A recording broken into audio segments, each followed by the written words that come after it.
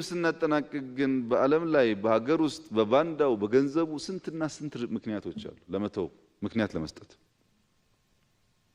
የኮሪደር ዴቨሎፕመንት አዲስ አበባ ላይ የተጀመረው እንመልከት። ፒያሳ ላይ እነዛን የሻገቱ ቤቶች ሽንት ቤት ሻወር አይቶ የማያውቁ ቤቶች ስናነሳ ቅርስ ተነሳ የሚል እኮ ጩኸት ነበር። አሁን ፒያሳን ያየ ሰው ግን ያን ቋንቋ ይደግመዋል፣ ዛሬ ይደግመዋል። ፒያሳን እንዳሳካ ነው ይሄን ፋይናንሻል ሪፎርም እናሳካዋለን። አስበን አቅደን አስልተን ስለሰራ ነው ማለት ነው። የኮሪደር ልማት ክረምት እየመጣ ነው፣ አዲስ አበባ በጎርፍ ትወሰዳለች ያልተባለ ሟርት የለም፣ ያልተባለ ሟርት የለም። አዲስ አበባ ላይ ስራ አልጀመርንም። በጣም ሞደርን ሲቲ ማድረግ እንችላለን። ተራራ አለው፣ ውሃ አለው፣ በጣም ተባባሪ ወጣት ህዝብ አለው። የሚያወሩትን ትተን አዲስ አበባን በጥልቀት እያየን ከመራ ነው በአፍሪካ አይደለም በዓለም ላይ አጓጊ ከተማ ማድረግ ይቻላል። ቢያንስ አዲስ አበባ ያለው ዌዘር ያው ታውቃላችሁ ዓለም ያለበትን ነገር ገና ብዙ ይጠበቅብናል። ግን የመስራት ፍላጎታችንንና በ3 ወር በ4 ወር ምን ማድረግ እንደምንችል አሳይተናል። መናገር ብቻ አይደለም ኢምፕሊመንት አድርገናል። የገበታ ፕሮጀክት ታስታውሱ ከሆነ ኮይሻ ጎርጎራ ምናምን ሲባል እኮ ብር ተለምኖ በጣም ብዙ ነው የነበረው ስሞታና ሐሜት። ዛሬ ግን ወንጪም ጎርጎራም ሁሉም ጋር ብንሄድ እንደው በጣም ሀምብል ለመሆን ቢያንስ በአፍሪካ በዛ ደረጃ ኳሊቲ ያላቸው ሪዞርቶች ብዙ አይታዩም። በጣም የሚያምሩ ለብዙ ዓመታት የሚያገለግሉ ዱረብል የሆኑ ቦታዎች ተናግረን ሰርተን ጨርሰናል። አሁን ኮሪደር ቢሾፍቱ ላይ፣ ጅማ ላይ፣ አርባ ምንጭ ላይ፣ ሐረር ላይ፣ ጎንደር ላይ፣ ባህር ዳር ላይ፣ ደሴ ላይ እንሰራለን። በአዲስ አበባ የሚቆም ነገር አይደለም። እንሰራለን በየቦታው። አርባናይዜሽናችን ግሬ ከነበረበት ግሪን እናደርገዋለን። በምን ኢኖቬቲቭ በሆነ መንገድ። ብዙ ገንዘብ አለን የለንም። እንደሚወራው የሚያግዙ ሰዎች አሉ። ማንም አላገዘንም። እኛ በዚህ ስራ እንደ ሀገር የሚሸሸውን ሀብት አስቀረን እንጂ የተለየ ሀብት ከውጭ ያመጣ ነው የለም። ለዚህ ስራ ኢምፕሊመንት ማድረግ ግን ያስፈልጋል። ስንዴና ምርትና ኢምፖርት እናስቀራለን። ያልተቸን ሰው የለም። አምና ሩዝ ታስታውሳላችሁ፣ በጣም ሰራን ተብሎ 37 ሚሊዮን ኩንታል ነው ያመረት ነው። ዘንድሮ በጣም ካነሰ 80 ሚሊዮን ኩንታል እናመርታለን። በጣም ካነሰ አይቻልም ነበረ ቋንቋው፣ ይቻላል። ሌማት ተመልከቱ። ዶሮ ላይ ዶሮና እንቁላል ስንጀምር የነበረው ፈተና በውስጣችን የነበረው አስታውሱት። ፓረንት የለም፣ ግራንድ ፓረንት የለም። ብዙ በሽታ አለ። ዶሮ አይመችም፣ አየር ጠባዩ። አሁን 60-70 ሚሊዮን ጫጩት ደርሰናል። በሚቀጥለው ዓመትና 2 ዓመት ምንም ጥርጥር የለውም በመቶዎች እናመርታለን። ይሄ ኢምፕሊመንት ማድረግ ነው። ኢኒሼቲቭ ብሎ ግሪን ሌጋሲ፣ ኢኒሼቲቭ ብሎ ስንዴ፣ ኢኒሼቲቭ ብሎ ቡና ሳይሆን ማድረግ፣ ኤክስኪዩት ማድረግ። ይሄ ፕሪንሲፕል ነው። በሁሉም ስራዎቻችን ላይ ይሄን ካላሳየን በፋይናንሻል ኤሪያውም ኢምፕሊመንት የማድረግ ልምምዳችንን ካላስቀጠል አይሆንም ማለት ነው። አራተኛው ፕሪንሲፕል ትራንስፎርም ማድረግ ነው። ትራንስፎርም ማድረግ አለብን። ኢንፍራስትራክቸራችን፣ የኑሮ ዘያችን፣ በስራ አጥነት ያሉ ችግሮች። አንዳንዴ ደግሞ ስራው ተገኝቶ የሚሰራው ሰው ያበለሻሸዋል። ወርክማንሺፕ ችግር አለ። ትሬንድ የሆነ ስኪልድ የሆነ የተሰጠውን ጥንቅቅ አድርጎ የሚሰራ ሰው መፍጠር ብዙ ሴክተር ላይ ትራንስፎርም ማድረግ አለብን። እነዚህን 4 ፕሪንሲፕሎች በመተግበር ብልጽግና ያረጋግጣል። በምን ላይ? በቅድሞቹ ፋውንዴሽን ላይ ቆሙ። ፋውንዴሽኖቹ ሲጓደሉ ፕሪንሲፕሉን ኤክሰርሳይዝ ብናደርግም የተሟላ ውጤት አይመጣም። ይሄ ፕሪንሲፕል ግን እንዴት ይተገበራል? ዘሃው ፓርት እንዴት ነው የምንመልሰው? ምን ሮድማፑ ያሳያል። ሃው ፓርቱን ካላየን ፋውንዴሽንና ፕሪንሲፕል ብቻውን በቂ አይደለም። ዘሃው ፓርቱን ፕሮፐርሊ ስንረዳ እና በዛ መነጽር እያየን ስንሰራ ካለምንም ጥርጥር የምናስበውን ነገር እናሳካለን። ዘሃው ፓርቱ 3 ቁልፍ ኤሪያስ አሉት። አንደኛው ሌቨሬጂንግ ነው። ኢትዮጵያ ታሪክ አላት። ኢትዮጵያ በጣም ብዙ ነገር አላት። ዝም ብሎ እንደምንለው መባላት ብቻ አይደለም። ከነዛ ወረቶች ከነዛ ኳሊቲዎች ከነዛ ጠንካራ ነገሮች መወሰድ አለበት። ትናንትና አይረባም ገደል ይግባ የሚል አፕሮች ትክክል አይደለም። ከትናንትና ጠቃሚ የሆነውን ነገር ተምረን ወስደን ለዛሬ ለነገ እንሰራበታለን እንጂ ትናንት ምንም ከሌለ ኢትዮጵያ የለችም ማለት ነው። ነፃ መሆናችን ያልተገዛን መሆናችን በታሪክ ውስጥ ትርጉም ከሌለው ነገ ነፃ ለመሆን መሰቃየት የለብንም። ነፃ መሆናችንን ቫልዩ የምናደርግ ከሆነ ግን አድዋ ሙዚየም ያስፈልጋል ማለት ነው። ጄኔሬሽን መማር አለበት። አድዋ ሙዚየም ሳትሰራ ጄኔሬሽን ነፃ መሆኑን ሳይማር ልክ አንድ አጀንዳ ሲወሰን የኢትዮጵያ አቋም አይደለም ከአይኤምኤፍ ወስዳችሁት ነው የሚል ቁንጽል ዕውቀት አየር ሊሞላ ይችላል። ለምሳሌ ታችኛውን ፓላስ ብንወስድ በተደጋጋሚ ተናግረናል። በሚቀጥለው ዓመት ከክረምት በኋላ ይመረቃል። ታችኛው ፓላስ በንጉሱ ጊዜ የተሰራ ነው።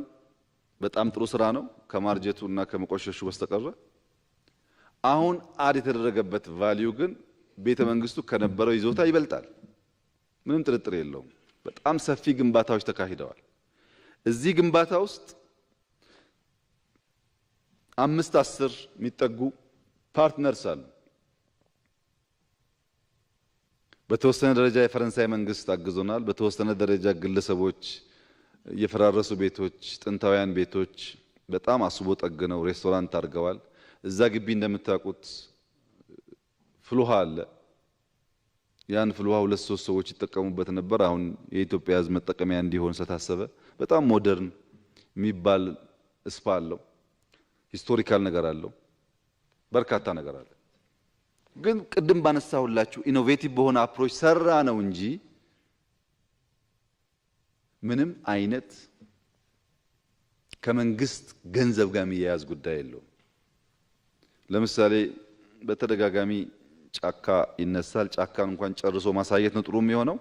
አሁን ጫካ ላይ ሰዎች ለጉብኝት ይሄዱና ቤት ይፈልጋሉ። ዋሻ የጠቅላይ ሚኒስትሩን ቤት ይፈልጋሉ። የታለ ቤቱ ይላሉ። ጫካ ላይ የግለሰብ ቤት መስራት አልጀመርንም። አላማው እሱ አይደለም። አላማው ይሄ የድንጋይ እና የአስፋልት ብቻ የሆነውን ከተማ ተጨማሪ አየር የሚያገኝበትን ፓርት መጨመር ነው። ጫካ ይሰራን ያለነው 5 ስታር ሆቴል ነው። ጫካ ይሰራን ያለነው ሞል ነው። መሰብሰቢያ አዳራሽ ነው። ኢንፍራስትራክቸር ነው። ከጥቂት ወራት በኋላ እንከፍትላችኋለን። ብዙ አሉባልታ አለ በውስጥና በውጭ። እሱን ዝም ብለን ስራችንን የምንሰራው ስንገልጠው ስለሚታይ ነው። ስንገልጠው ይታያል። ችግር የለውም። ለምን ፐርፐዝ እንደሚሰራ ያኔ ይታያል። አንደኛው ሌቨሬጅ ማድረግ ከትናንትናው ወረት ጠቃሚ ነገር መውሰድ ነው። ሁለተኛው ብልድ ማድረግ ነው፣ መገንባት ነው። ደግሞ ትናንትና እኛ ነፃ ወጣን እኛ እንደዚህ ነበርን እያሉ እየተረቱ መኖርም አይደለም። አዳዲስ ነገር መገንባት ያስፈልጋል። በሁሉም መስክ ከትናንት መማር፣ አዳዲስ አስፈላጊ ነገሮች ደግሞ እየጨመሩ መሄድ ያስፈልጋል። ያንን ካላደረግን ተቋም ማንገነባ ከሆነ ፕሮጀክት አዳዲስ ፈጥረን ማንሰራ ከሆነ በነበረው ብቻ ተቸክለን ከተቀመጥን ነገን አስበን ልንሰራ አንችልም። ሶስተኛው ክሪቲካል ሃው ፓርት ግን ሊፍሮጊንግ ነው። ኢትዮጵያ አሁን በምትሄድበት ፔስ ከሄደች በ50-60 ዓመትም ቢሆን የምናስብበት ደረጃ አንደርስም። ሊፍሮግ ማድረግ አለብን። አንዳንዱ ነገር ላይ ዝላይ ያስፈልጋል። ለውጡ ሲመጣ በ2G እና በ3G መካከል የሚሰቃይ ቴሌኮም ነበረን። ዛሬ የሚወራው ስለ 5G ነው። ይሄ ሊፍሮጊንግ ነው። ስቴፕ ባይ ስቴፕ ቢባል አፍሪካ እስኪደርስ ቢባል ሌላ ሀገር ምን ደረሰ ቢባል አናሳካው። ሞባይል ባንኪንግ ሊፍሮጊንግ ነው። ስንዴን በሚመለከት ምርቱ አይደለም ሊፍሮጊንግ፣ ቲንኪንግ ነው፣ ተውቱ ነው። የስንዴ እሳቤ ከውጭ የሚገባውን ስንዴ እናቆማለን አይደለም የሚለው። ስንዴ ኤክስፖርት እናደርጋለን፣ የምግብ ሶቨሬኒቲ እናረጋግጣለን፣ በስንዴ የምትረዳ ኢትዮጵያን እናስቆማለን ነው የሚለው። እሳቤ በጣም ትልቅ ነው። ሊፍሮጊንግ ነው መሆን የነበረበት። 10 ኩንታል ትገዛለህ፣ እሱን ተካ ነበር። እንደዛ አይደለም ሐሳቤው። መሸጥ እንችላለን፣ እርዳታ ማቆም እንችላለን። ይሄ አሁን የምንገባበት ሪፎርም የሶስተኛው የሊፍሮጊንግ አካል ነው። ያንን ካደረግን ምንም ጥርጥር የለውም ብልጽግና እናረጋግጣለን። ካልሆነስ መንደፋደፍ ነው። ይሄን ለማድረግ አስቻይ ሁኔታ ኢትዮጵያ ውስጥ አለ። ፖለቲካል ላንድስኬፑ ይመቻል፣ የኢኮኖሚ ስርዓቱ ይመቻል፣ የሰው ኃይላችን ያለበት የእውቀት ደረጃ፣ የብቃት ደረጃ፣ የኮሚትመንት ደረጃ ያስችላል ወይ? ኢኔብለርስ አሉን ወይ የሚል ጥያቄ በጣም ክሪቲካል ነው። አለበለዚያ ዊሽ ሊስት ነው የሚሆነው። ኢኔብለርስ በጣም በርካታ ጉዳዮች ቢነሱም 3 ቁልፍ ጉዳዮች ግን የተለዩ አሉ። አንደኛው ኤጁኬሽን ነው። ኤጁኬሽን ዝም ብሎ ሳይሆን ኤርሊ ኤጁኬሽን። ስንት ዓመታችን ነው አሁን የትምህርት ሮድማፕ ካል መለስ ብላችሁ ይዩ። የዚህ አጠቃላይ ለውጥ አካል ነው። ኤርሊ ኤጁኬሽን ላይ ካልሰራን በቀር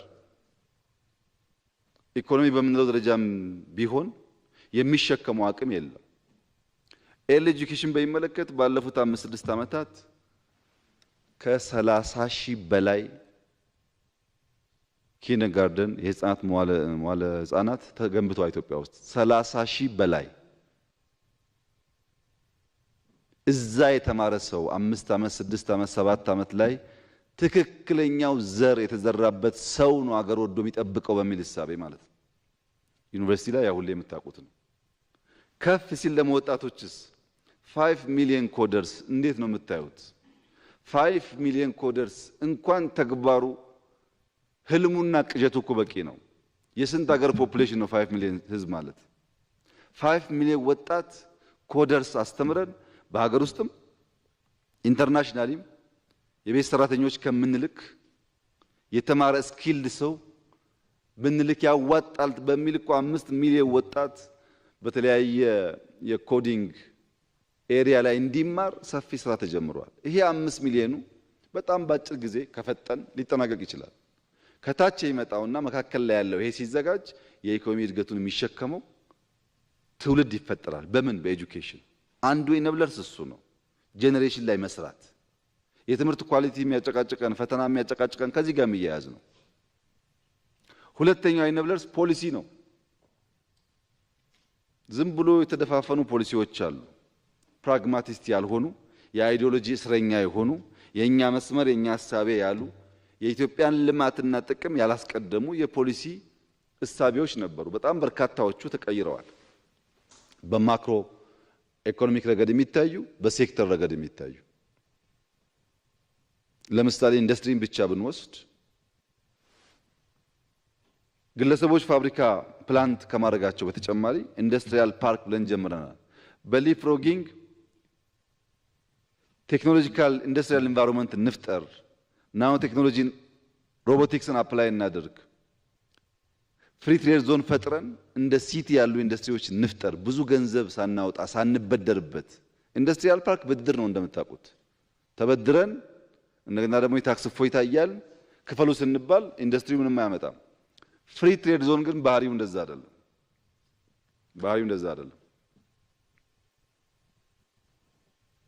ያ የፖሊሲ ለውጥ በኢንዱስትሪ ረገድ ሊፕሮግ ለማድረግ የሚያግዘን ነው። ግን በፖሊሲ ያላወጣናቸው እኛ ዛሬ ያላወቅናቸው ያልገቡን ጉዳዮች አሉ፣ ይኖራሉ። አውቀን አልጨረስንም። ሶስተኛው ፈንዲንግ ነው። ኢትዮጵያ ትበልጽግ፣ ቤት ትቀይር፣ እርሻ ትቀይር፣ ቱሪዝም ትቀይር፣ ፈንድ ከሌለ ይሄ ሁሉ ነገር ሊሳካ አይችልም። የፈንዱ ምንጭ አንደኛ መንግስት ነው። መንግስት ኢንተርቬንሽኒስት ነው። አስፈላጊ በሆኑ ኤሪያ ላይ ኢንተርቪን የሚያደርግ ኢንተርፕሪናል መንግስት ነው። ስራ የሚፈጥር ሐሳብ የሚፈጥር ሰርቶ የሚያሳይ ነው እንጂ ቁጭ በሚጠብቅ አይደለም።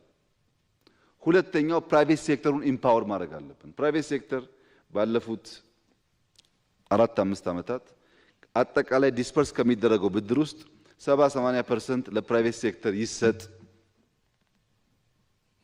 ተሞክሯል። ታውቃላችሁ፣ ብዙ የራሱ ጣጣ ቢኖርበት አሁን የምንወስደው የፖሊሲ እርምጃ ያንን በብዙ መንገድ ያሻሽላል። ያንኑ እሳቤ ያሻሽላል። ከፕራይቬት ሴክተር ውጪ ደግሞ ከየትኛውም አካል የሚገኝ ሪሶርስ ካለ ለቅሞ ልማት ላይ ማዋል፣ ለቅሞ ማሸሽ አይደለም፣ ለቅሞ ለትውልድ በሚጠቅሙ ነገሮች ላይ ማዋል። ከየትም የተገኘ ሪሶርስ ፕሮፐርሊ መርተን ጥቅም ላይ ካዋል ነው ለብልጽግናችን መስፈንጠሪያ ሊሆን ይችላል። ፈንዲንግ ላይ ማናስብ ከሆነ ከየት ሪሶርስ እንደምናመጣ ማናስብ ከሆነ ሌላ ሁሉ ህልማችን ቅዠት ሆኖ ይቀራል። ይሄ ዴቨሎፕመንት መደመር በግልጽ ሮድማፑን አስቀምጦታል። ምንም አዲስ ሐሳብ የለበትም። ይሄን ሁሉ ሲያወራ ግን ከግል ከመንግስት ከተለያየ ኃይሎች ገንዘብ አምጥቼ ፖሊሲ አሻሽዬ ኤጁኬሽን ላይ ሰርቼ ብልጽግና አረጋግጣለሁ። ኢነብለርስ ናቸው። ኢትዮጵያ መሬት አላት፣ ውሃ አላት፣ ኢነርጂ አላት፣ ከፍተኛ ማርኬት አላት፣ ልታመርት ትችላለች ብሎ ሲያስብ ምንም ቻሌንጅ የለውም። ይሄ ነገር ፈተና አልቦ ነው ብሎ አያስብም። ቻሌንጆች አሉት። አንደኛ ኢንቨስትመንት ጋፕ ነው። ቅድም ለተነሳው ከፍተኛ ኢንቨስትመንት መሳብ ስንችል የኢንቨስትመንት ጋፕ አለ። ይሄን በሁለት መንገድ መቀየር አለብን። ኢትዮጵያ ውስጥ 1000፣ 10000፣ 20000 ኢንቨስተር አንፈልግም። ዝም ብሎ 1 ሚሊዮን ብር እያመጣ መሬት የሚወስድ ኢንቨስተር አንፈልግም። የምንፈልገው ነገር መቀየር የሚችል ኢንቨስተር ነው። 100 ከሆነ 100 ፕራክቲካሊ ለውጥ የሚያመጣ ሁላችን ተረባርበን የምናግዘው ኢንቨስተር ነው እንጂ ቀጥታ ሰተት አድርጎ መሬት የሚያሰጥ መሆን የለበትም። አሁን ማረም ያለብን መጠንቀቅ ያለብን አንዱ ነገር ይሄ ነው። ቅድም የተነሳው መጣበታለሁ። የኢትዮጵያ ኢኮኖሚና የሌሎች አፍሪካ ሀገራት ኢኮኖሚ በፍጹም አንድ አይደለም። የኢትዮጵያ ኢኮኖሚ 99% የኢትዮጵያውያን ኢኮኖሚ ነው። የኛ ኢኮኖሚ ነው። የኛ ኢኮኖሚ የሚሸከመውን ነገር ሌሎች ጋር እንዲሸከሙ ማስቻል ያስቸግራል። ነገር ግን ወደኛ ይመጣ የኢንቨስትመንት ፍላጎት መንግስት መሬት ስላለው ስለሚሰጥ ዶላር እዚህ ጋር 50 እዚህ ጋር 100 ስለሆነ ያለ መጠቀም ከሆነ ዋጋ የለውም። አቅም ያለው ነገር የሚቀየር ኢንቨስተር መሆኑ መረጋገጥ ይኖርበታል። ኢንቨስትመንት ጋፕ አለን ሲባል ትንሹም ትልቁም ማግበስበስ እንዳይሆን ማለት ነው። ሁለተኛው ኢንፍራስትራክቸር ጋፕ አለን። መንገድ የለም። መብራት ጀነሬት አድርገን በየቤት ማድረስ አንችልም። ኤርፖርት በቂ የለም። ይሄ ወደብ አልባ ሀገር ነው። ሎጂስቲክስ በጣም ቁልፍ ነው በንግድ ስርዓት ውስጥ። ኢንፍራስትራክቸራችን አንዱ ዳውን ሳይድ ነው። ለዚህ ጉዳይ እንደ ችግር የምንወስደው እንደ ቻሌንጅ የምንወስደው ጉዳይ ነው። ሶስተኛው የተቋማት አቅም ነው። ተቋማት አቅም የላቸውም። ኢንስቲትዩሽንስ የተሰጣቸውን ተልዕኮ ለማሟላት የሚያስችል ብቃት፣ ቴክኖሎጂ፣ አሰራር አልፈጠሩም። ሰው ይሾማል፣ ተቋሙን ሳይቀይር እንደው መንግስት እኮ እያለ ይውላል። የራሱን ስራ ሳይሰራ ማለት ነው። ቤቱን ያደሰ ሰው ነው ጎረቤት ላይ ቫልዩ አድ ማድረግ የሚችለው። ቤቱን ያላስተካከለ ሚኒስትር፣ ያላስተካከለ የስራ ኃላፊ ስለሌላው ባይናገር ነው የሚሻለው። መጀመሪያ የራስን ማስተካከል። ሁሉም የራሱን ካስተካከለ ሲደመር አገር ተቀየረ ማለት ነው። የተቋም ችግር አለ፣ እዳ አለ። ይሄ እዳ እኮ የኢትዮጵያ ሕዝብ ማወቅ ያለበት ይሄ እዳ ኮንሴሽናል ቢሆን ኖሮ ኮመርሻል ባይሆን ኖሮ ምናልባት በተወሰነ መንገድ እንፈታው ይሆናል። ኮመርሻልም ሆኖ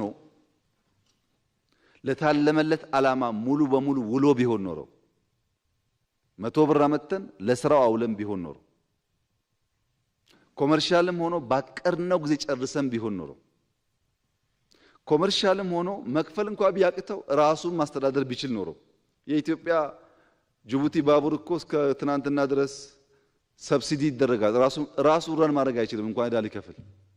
የአዲስ አበባ ላይት ሬልዌይ እኮ ዛሬ አንድ ግለሰብ ባስና አይሱዙ ገዝቶ መንግስትን ዶግመኝ አይልም። የራሱን አይሱዙ ጠግኖ ነዳጅ ሞልቶ የሚሰራበት። እኛ hundreds of million ያወጣንበት ባቡር ከተማውን ከማበላሸቱም በላይ ራሱ ማስተዳደር አይችልም። እዳም ከፍለን ለሱም በየወሩ በየአመቱ እየደጎምን ነው የሚኖረው። እንደዚህ አይነት ብድሮች ኢትዮጵያን ገለዋታል። እነዚህን ብድሮች የሆነ ቦታ ላይ ማስተካከል ካልቻን ችግር ነው። እዳ በሚመለከት ባለፉት 6 ዓመታት በየትኛውም ዓለም አቀፍ መድረክ አፍሪካ ዩኒየን ጨምሮ እዳ ያላልንበት ጊዜ የለም እንደምታውቁት። እና አሁን 4.9 ቢሊዮን ዶላር እዳ የሚቀንስ ነገር ሲመጣ እሷ ነገር እንኳን ጥሩ ናት ችግሩን እንጂ አይባልም። ደምሮ እንዴት ይጣላል? 4.9 ቢሊዮን ማለት እኮ ህዳሴ ማለት ነው። ሰዎች ከመሬት ተነስተው የህዳሴን መገንቢያ የሚያክል ገንዘብ እንካችሁ ሲሉን እንዴት ነው አቅለን የምናየው? ባይሰርዙትሳ እንከፍላለን፣ ግድ ነው። ከፈልን እኮ ባለፉት 5-6 ዓመታት ኮሮናም እያለ ጦርነትም እያለ ከ10 ቢሊዮን ዶላር በላይ የመንግስት ብቻ አየር መንገድ ቴሌኮም አይጨምርም። የመንግስት ብቻ ከ10 ቢሊዮን ዶላር በላይ እኮ ዕዳ ከፍለናል። መክፈል ግድ ስለሆነ አሁን ዕዳ ሲሰረዝ የሚያላግጡ ሰዎች የሚገርሙት 30 ሚሊዮን ዩሮ ለቦንድ አንከፍልም ያኔ ስንል ኢትዮጵያ ዲፎልት አደረገች አቸቼ ገዳይ ያሉ የሚደንሱ ሰዎች እኮ ናቸው። አሁን መልሰው ደግሞ እንዴት ተሰረዘ የሚሉት ማለት ነው። በነገራችን ላይ ያኔ 30 ሚሊዮን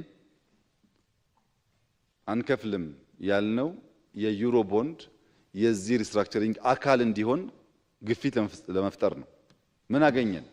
ኢትዮጵያ 1 ሚሊዮን ገደማ ዩሮ ተበድራለች የሆነ ጊዜ። በዚህ ሽግሽግ አሁን በተፈጠረው ነገር ቢያንስ ያ 1 ሚሊዮን ወደ 800 ሺህ ዝቅ ብሏል። ይሄን ለማትረፍ ነው 30ውን እምቢ ያልነው። 800 ሚሊዮን ማለት ነው። ያኔ እምቢ ባንል